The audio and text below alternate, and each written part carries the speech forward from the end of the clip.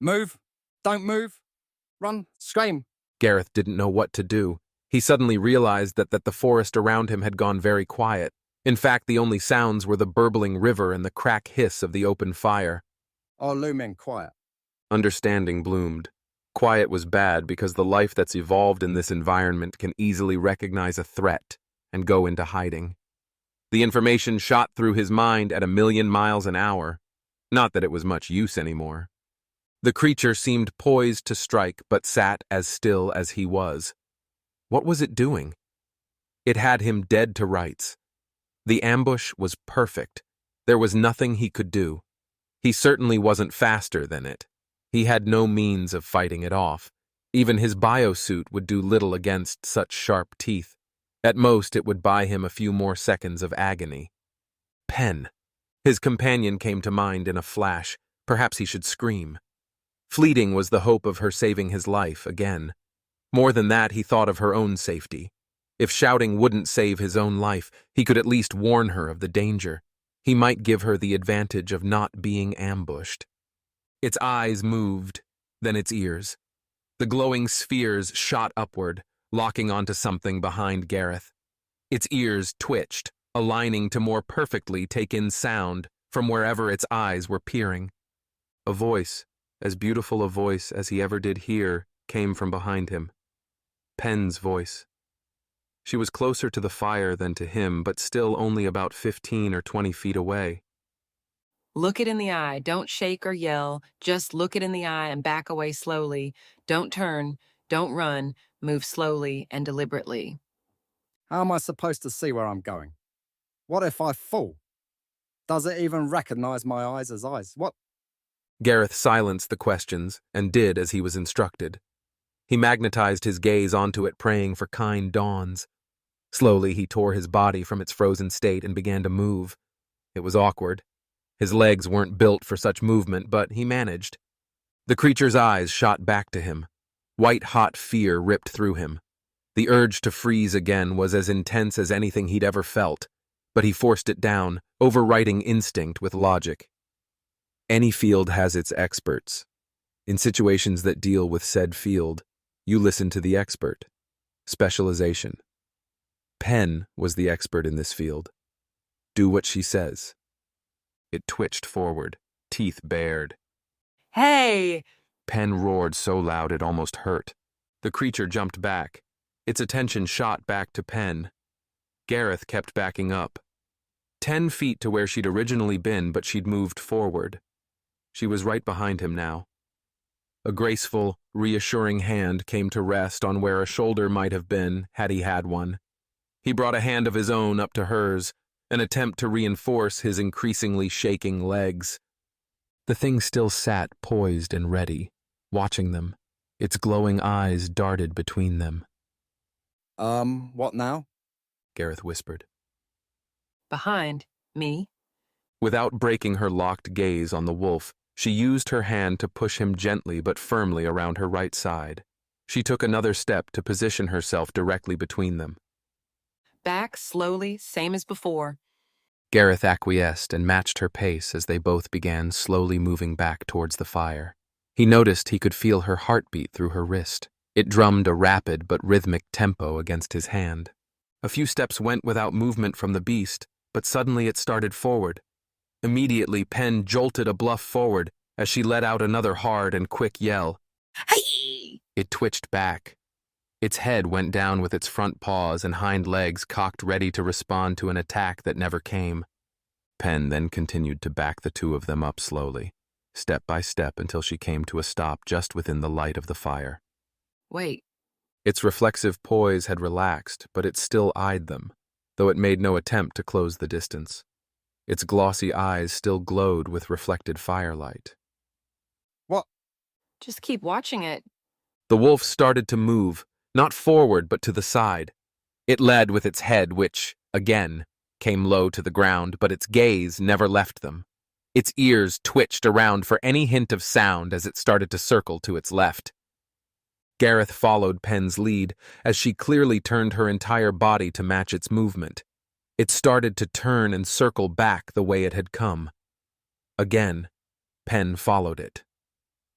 Gareth spared a second to glance at her face. He was of two minds on what he saw, partly surprised and partly not at the cold, steely stare she was levying on the creature. She almost imparted a tangible weight with just her gaze, and the wolf seemingly sensed it. The two hadn't broken their locked eyes for some time now, but as the wolf reached a position back nearer to the berry bush, it stopped suddenly. An ear twitched, then twitched again. It still held its gaze, but its head came up. It stuck its nose in the air and sniffed. Without warning, it bounded away into the dark of the forest. The only mark of its position, the fast-fading crunch of its paws on the dead twigs of the forest floor. In only moments, not even that sound could be heard. Pen didn't move. As such, neither did Gareth. She kept her gaze of the place where its form had melted into tree trunk and shadow. A moment passed, then another. Gareth only waited for her.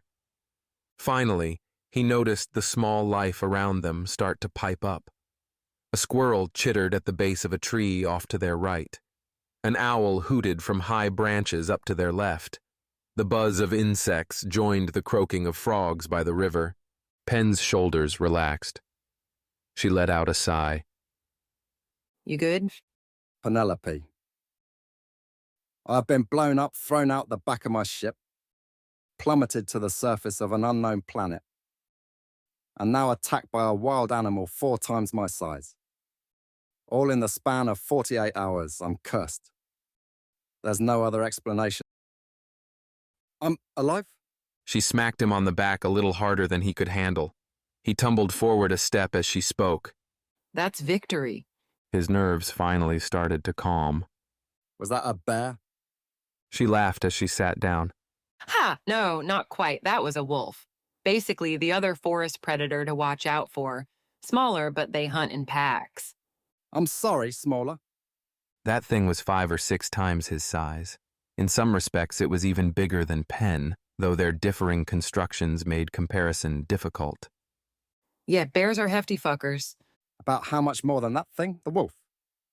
Depends on the bear, but I don't know, twice, maybe a bit less, maybe a bit more. And your people survived by having to fight something like that? Hmm? Oh no, you don't fight a bear. You leave, expeditiously. I suppose there are a few stories here and there, but the lucky few belie an unlucky many. Wait, did you say those wolf things hunt in packs? If that's the case, why was it? A loner, perhaps? They're social creatures like humans, but there are various reasons for finding just one. Ostracized from the pack for whatever reason, lost, might have been an old one who decided not to burden their kids. Packs tend to be families. Either way, likely not lasting long. Why is that? Lone wolves die, simple as that. Their strength is in pack strategy. Without it, he isn't going to find much success hunting. He'll starve. Almost makes you feel bad for the poor guy. It's not a guarantee, though. If he finds another pack and they accept him, not that I know the situation, keep in mind I'm speculating. If he was starving, why'd he wait so long? I couldn't have stopped him if he'd tried to bite me. You may have known that, but he didn't. I didn't think it was that unclear. For you or me, sure, but it's an animal. You froze staring right at him. To him, that's a display of confidence. You didn't run, you didn't turn away, which would have told him you were prey. It's a gamble on his part. If he attacked and was wrong, it's the end of the line. So he wasn't going to strike unless he was certain we weren't a threat, or so much of a threat that he felt it was kill us or be killed. So, we kept up the facade, and in turn, he wasn't going to risk taking damage that could be fatal, and he ran because he heard or smelled an easier meal somewhere else. Nah, he heard me, but the lady were spot on about the old part. Gareth whipped around, lamenting the strain this constant stress was putting on his body. A gruff-looking human strode out from behind a tree. He blended into the surroundings terrifyingly well, but now made no attempt to hide himself. Gareth turned back to Pen, who seemed completely nonplussed. The man chuckled. Suppose he weren't the only one who heard me. He definitely heard you before I did, but I know what boots on wet clay sounds like. The man looked Pen over. He He offered with a respectful nod. Well, you's definitely the ones they're looking for. They? Gareth asked, standing. Yeah, that Captain Deeg, dog-looking, friendly, said they were missing a little one and a big human woman. And if you ain't a scrawny little fella and she ain't an imposing sumbitch, then I'm blind. Pen smirked. How far are we? About 20 minutes that way. He stuck a fat thumb behind him. Is everyone okay? Gareth asked. I think so. Wasn't no talk of casualties. I'll say you gave us a hell of a scare soaring right over the town. Landed just past us. Thank goodness, and apologies if we...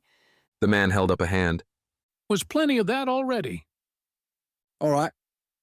Gareth turned a bit sheepish.